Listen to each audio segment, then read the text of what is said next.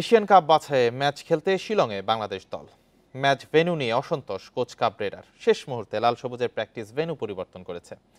এদিকে 10 দিন ধরে ম্যাচ ভেন্যুতে অনুশীলন করছে ভারত। সেখানে অনুশীলন তো দূরের কথা, স্টেডিয়ামে প্রবেশ করতে দেওয়া হয়নি বাংলাদেশের কাউকে। এই ঈদে জামা জুতো অ্যাক্সেসরিজের ডিসকাউন্ট।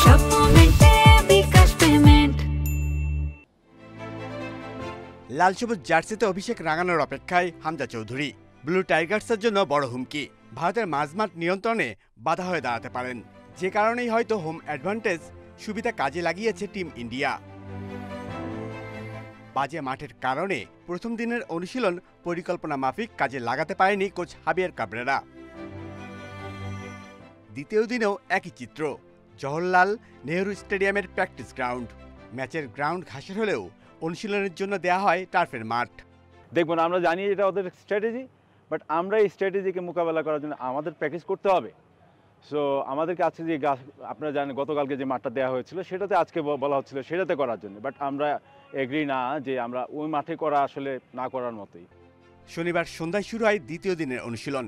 একদিকে প্র্যাকটিস ম্যাচের ঘাটতি, তার ওপর পুরো স্কোয়াড নিয়ে ঠিকমতো অনুশীলন করতে না পারার আক্ষেপ। তাই বলে দলের অনুশীলন থেমে নেই। আমাদের প্র্যাকটিসে যখনই আমরা প্র্যাকটিস করি আমাদের মনোযোগটা সেম থাকে, বাট টাইমিং একটা ফ্যাক্ট, তো এটা একটু প্রবলেম হচ্ছে, বাট আমাদের ফোকাস আমাদের ট্রেনিংয়ের দিকে সবসময় থাকে। চলাচল খুব একদম সিম্পল, আসলে আমরা মানিয়ে নেওয়ার জন্য এটা খুব একদম এনজয় করছি আর কি। মিডফিল্ডে হামজার সাথে জোট বাঁধবেন কারা, তাই নিয়ে চলছে নানা হিসেব নিকেশ। হালকা ওয়ার্ম আপের পর কার কি দায়িত্ব সেটা বুঝিয়ে দিলেন কোচ হাবিয়ার কাবরেরা।